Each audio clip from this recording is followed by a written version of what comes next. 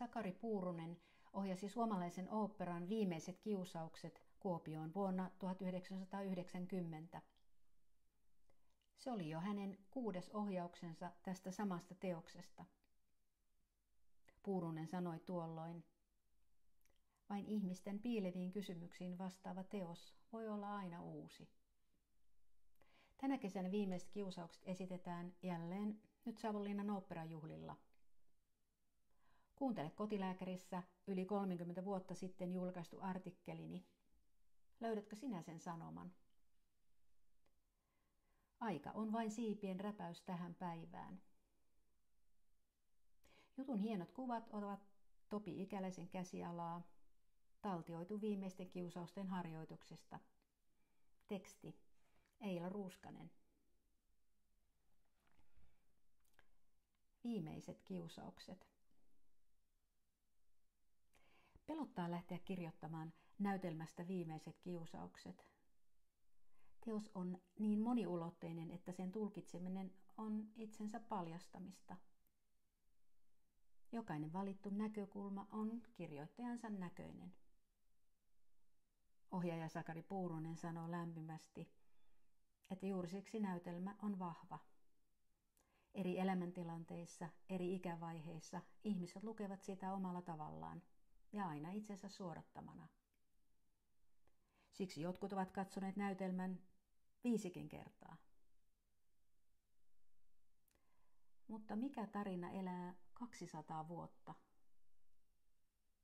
Tositarina ihmisistä, samanlaisista kuin me, samoin tuntoineen, kamppailuineen, kysymyksineen. Lauri Kokkosen 30 vuotta sitten kirjoittama näytelmä Viimeiset kiusaukset kuvaa herännäisjohtaja Paavo Ruotsalaisen elämää. Hän oli uskovainen, maallikkosaarnaaja, mutta se ei sulje ketään Kokkosen tekstin ääreltä.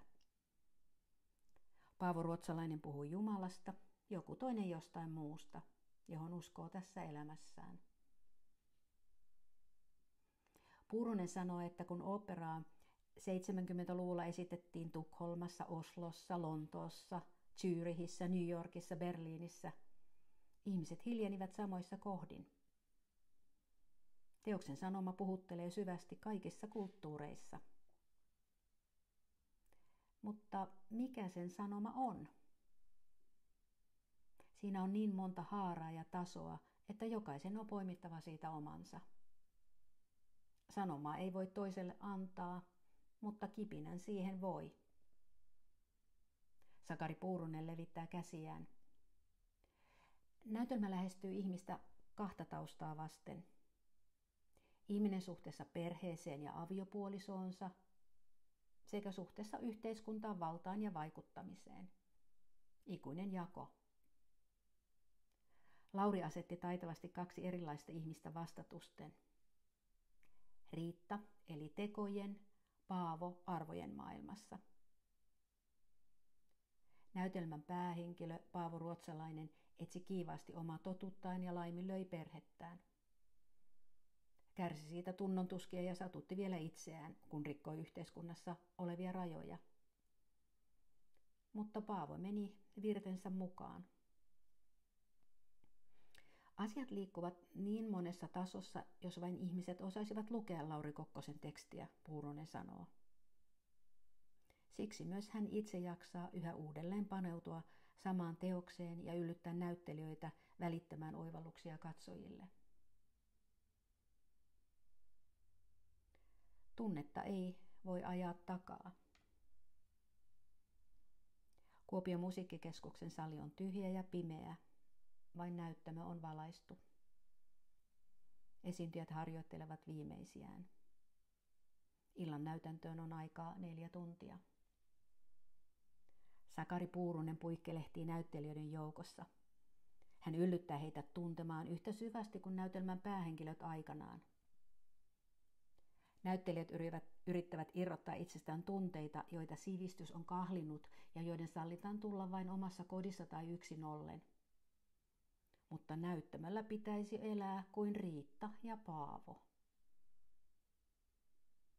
Puurunen selittää, että tunnetta ei voi ajaa takaa, mutta sen voi löytää. jos sana muuttuu lihaksi. Jättimäinen Pertti Rusanen näytelmän Paavo Ruotsalainen pysähtyy. Ei tätä roolia voi vain näytellä, se täytyy elää. Se on jättänyt jälkensä, tehnyt jotenkin tavallisemmaksi ihmiseksi. Hän sanoi lämpimästi Sakari Puurusesta. Hän on kuin turvallinen isähahmo. Hänen valtava kokemuksensa innostaa, tuo turvallisuutta. Hoikka ja harmaahiuksinen Puurunen mustassa nahkatakissaan kiertelee näyttelijöiden seassa, yllyttäen heitä repimään itsestään vielä enemmän. Kokeneena teatterinohjaajana hän vaistoaa esiintyjien voimavarat. Charmikkaasta maailmankansalaista tulee välillä lupsakka savolainen, joka hersyttää vapauttavaan nauruun. Välillä hän näyttää nuorille kuorolaisille, kuinka keppiä vedetään luontevasti ja miltei steppaa kuin Fred Astaire. Seuratessaan hänen liikkumistaan lavalla ei uskoisi, että hänellä oli keväällä aivoverenvuoto, joka halvaannutti lievästi hänen vasenta jalkaansa. Vasta kun harjoitukset päättyvät, väsymys laskee miehestä hetkeksi ulos. Näyttämältä johtavat portaat on noustava harkiten. Asetu, sanotaan tämän ikäiselle ihmiselle, mutta tällaisen näytelmän ohjaaminen, jossa on sisältöä, on kuin lataisi akkua. Aikoinaan äitikin soitteli hädissään Kuopiosta, että eikö sinulla ole mitään pätevyyttä. Vaihtelin ainakin 4 kertaa ammattia tai opiskelua. Asettua aloilleen. Puurusen kokemuslista on pitkä. Hän on ollut teatterikoulun opettaja ja vararehtori, Kansallisteatterin ohjaaja, Tampereen ja Helsingin kaupungin teattereiden pääjohtaja sekä Kansallisoopperan pääohjaaja.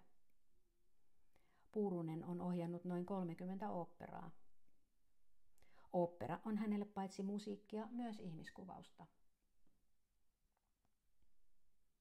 Oletko Riitta vai Paavo? Paavon vaimo Riitta oli säilyttäjä, ihminen jalat maassa ja tässä päivässä. Mutta Paavo mursi rajoja ja avasi aina uusia ovia. Mies oli aina menossa. Asetelma, joka puhuttelee tänäkin päivänä. Riitta kantoi vastuun lapsista, kodista ja viljelystä. Tuohon aikaan kansamme oli köyhää. Jos halla vei viljan, jokapäiväistä leipää ei ollut. Riitta taisteli yksin perheensä puolesta. Paavo heitti kontin selkäänsä ja lähti. Hänen piti päästä toteuttamaan itseään. Ihailemmeko Paavoa ja ymmärrämme kuin taiteilijaa, tutkijaa tai poliitikkoa, joka on aina työssään, että hänellä on sisäinen pakko vaikuttaa ja välittää sanomaansa omaa taidettaan. Jokainen meistä uskoo omalla tavallaan. Kyynikot arvioivat myös näin. Paavo ei kestänyt olla kotona. Näin Puurunen kertoo kirjailijan serkun ja oopperaa libreton säveltäjän Joonas Kokkosen tuumineen. Puurunen hymyilee. Kun oopperaa 70-luvulla esitettiin Lapissa, niin nimenomaan naiset nousivat raikuviin aplodeihin, kun Riitta suutuspäissään heitti kirveen miehensä perään. He samaistuivat Riittaan. Ovat roolit sitten miten päin tahansa, niin mitä on 2 erilaisen ihmisen yhdessä eläminen? Kuin Riitalla ja Paavolla. Syyllisyys matkaseurana. Paavo Ruotsalaisen elämän tragedia oli, että hän ei aina pystynyt elämään kuten muille opetti. Ryyppäsi ja itketti perhettään. Eikä seppä hänen oloa helpottanut, kun sanoi, missä on syyllisyyttä, siellä on sydän kova. Paavo sanoikin kuolinvuoteella, että hänen haudalleen ei kukkia kanneta, vain piikkinen puu. Sakari Puurunen puhuu toisen satuttamisesta. Tässä maassa on paljon lahjakkaita, mutta vähän lahjakkaita ja tarpeeksi röyhkeitä. Mitään ei saa aikaan, jos ei joskus jyrää. Paavo Ruotsalaisen menosta kärsivät Riitta ja lapset. Moni tänäänkin uhraa ihmissuhteitaan, taiteen, työn, intohimon tai jonkun muun asian eteen, tai jättää toisten tähden itseään kuulematta. Tästä kaikesta myös symbolisella tasolla puhuu ooppera Viimeiset kiusaukset. Mutta Riittahan antoi Paavolle anteeksi, ja Paavo tajusi, että toisinaan on jätettävä ovia aukomatta, ettei lämpö kokonaan karkaa. Ihmiset voivat lähestyä toisiaan, vaikka ovat käsityksissään erilaisia, Puurunen sanoo. Hän nostaa ajatuksen tasolta toiselle. Samahan todisti äskettäin Bushin ja Gorbachevin yhteisymmärrys Helsingissä. Pahinta on väärä varmuus. Paavo Ruotsalaisesta tuli maallikkosaarnaaja saatuaan Jyväskylän sepältä neuvon ahdistukseensa. Yksi sinulta puuttuu ja sen ohessa kaikki. Kristuksen sisällinen tuntemus. Mitä aikamme levottomalta ihmiseltä puuttuu. Sepän luona käynnin jälkeen Paavo kulki omia teitään kuin taiteilija, joka heittää instituutiot ja hylkää valmiit polut. Tilalle tuli ainainen epävarmuus ja jatkuva kilvoittelu.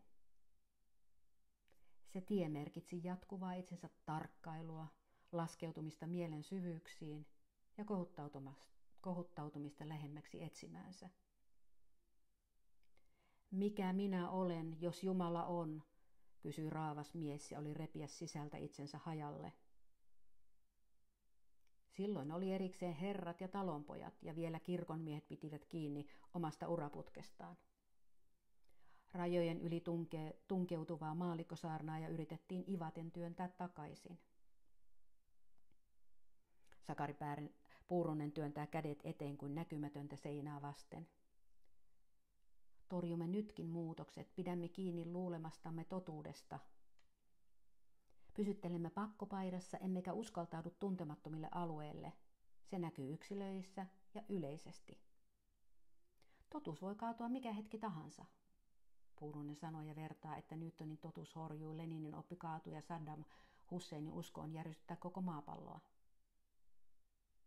Ei kai enempää esimerkkejä tarvita kuvaamaan, että kohtalomme voi muuttua. Sattumakin vaikuttaa. Pahinta on väärä varmuus. Sakari Puurunen on pitkään hiljaa, kun kysyn, onko hänessä Paavo Ruotsalaista. Pelko. Hetki on hiljainen, herkkäkin. Lauri, Joones ja minä kuulumme ikäluokkaan, joka oppi pelkäämään. Sota jätti ainaisen epävarmuuden. Tästä lähdetään ja kaikki eivät tule takaisin. Ja sitten mielessä kysymys. Millä asialla tässä oikein ollaan? Ettei lämpö karkaisi. Viimeisten kiusausten ensi-ilta oli Kuopiossa syyskuussa. Puurunen sanoi, että Kuopiossa on yllättävän hyvin säilynyt tilannetaju ihmisten välisistä suhteista. Puurunen ohjasi 6. kerran saman teoksen, eikä ole vaarana jäädä paikoilleen. Näytelmän on aina muututtava, koska ihmiset muuttuvat. Se, mikä on lehtien pääkirjoituksissa, ei enää ole teatteria. Teatterin jännitteen on oltava pitempi. Näytelmän on vastattava johonkin piilevään kysymykseen ihmisessä. Hän kertoo muun muassa, että kohtausten väkivaltaisuus on lisääntynyt, koska elämän kovuus on tullut ratavartta myös Kuopioon. Väkivalta ei näy esityksissä tappeluina, vaan asenteissa henkisenä kovuutena. Toinen ihminen voi lisätä tai vähentää surua. Puurunen kertoo, että ollessaan nuorena rikkinäinen ja opintojensa alussa häntä lämmitti kohdatessaan ihmisiä, jotka hyväksyivät, heijastivat. Kun on kerrottava jotain tärkeää, sanat eivät riitä. Musiikki ja kosketus välittävät enemmän. Muistan hetken, kun olin kenttäsairaalassa ja tunsin, kun joku pyyhki kädellään rintaani. Se tunne tuli lihaksien kautta. Oopperan musiikki Näyttelijät, tanssijat ja Puuronen ovat välikappaleita oivalluksen siirtymisessä yleisöön. Kyllä Paavokin pitkillä kävelymatkoillaan kirosi, että mitä hän tässä vanha mies, mutta kun kykeneekin toiselle ihmiselle välittämään jotain, niin jaksaa. Lukija Eila Ruuskanen-Himma.